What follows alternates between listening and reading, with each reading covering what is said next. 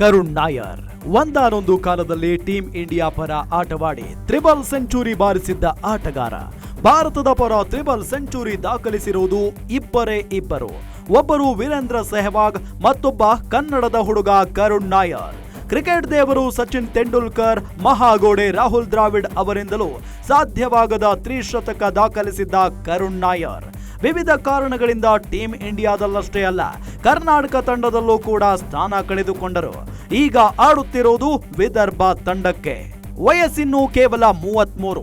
Dear cricket, ನನಗೆ ಮತ್ತೊಂದು chance ಕೊಡುವಂತ ಬೇಡಿಕೊಂಡು ಅಖಾಡಕ್ಕೆ ಇಳಿದಿದ್ದ ಕರುಣ್ ನಾಯರ್ ವಿದರ್ಭ ತಂಡವನ್ನ ಇತಿಹಾಸದಲ್ಲೇ ಮೊದಲ ಬಾರಿಗೆ ರಣಜಿ ಚಾಂಪಿಯನ್ ಮಾಡುತ್ತಿದ್ದಾರೆ.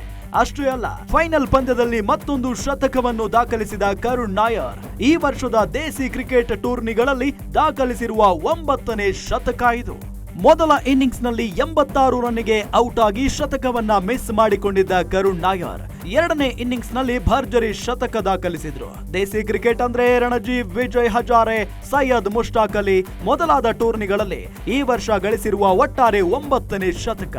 ವಿಜಯ್ ಹಜಾರೆಯಲ್ಲಿ 5, ರಣಜಿಯಲ್ಲಿ 4, ಒಟ್ಟಾರೆ ಪ್ರಥಮ ದರ್ಜೆ ಕ್ರಿಕೆಟಿನಲ್ಲಿ 23ನೇ ಸೆಂಚುರಿ. ಕರುಣ್ ನಾಯರ್ ಮೇಲೆ ಇನ್ನು ಬಿಸಿಸಿಐ ಆಯ್ಕೆ ಮಂಡಳಿಗೆ ಕರುಣೆ ಬಂದಂತಿಲ್ಲ. ಆದ್ರೆ ಈಗಲೂ ಒಂದು ಚಾನ್ಸ್ ಇದೆ. ಇಂಗ್ಲೆಂಡ್ ವಿರುದ್ಧ ಟೆಸ್ಟ್ ಸರಣಿ ನಡೆಯಬೇಕಿದೆ. ಆ ಟೀಮ್ಗಾದ್ರೂ ಕರುಣ್ ನಾಯರ್ ಸೆಲೆಕ್ಟ್ ಆಗ್ತಾರಾ? ಆಗಲೇಬೇಕು ಅನ್ನೋದು ಪ್ರತಿಯೊಬ್ಬ ಕರ್ನಾಟಕ ಪ್ರೇಮಿಯ ಕನಸು. ಕರುಣ್ ನಾಯರ್ಗೆ ಕ್ರಿಕೆಟ್ ಚಾನ್ಸ್ ಕೊಟ್ಟಿದೆ. ಟೀಮ್ ಇಂಡಿಯಾ ಕೂಡ ಚಾನ್ಸ್ ಕೊಟ್ಟರೆ ಕರುಣ್ ನಾಯರ್ ಮತ್ತೊಂದು ಇತಿಹಾಸ ಸೃಷ್ಟಿಸುವುದಂತೂ ಖಚಿತ.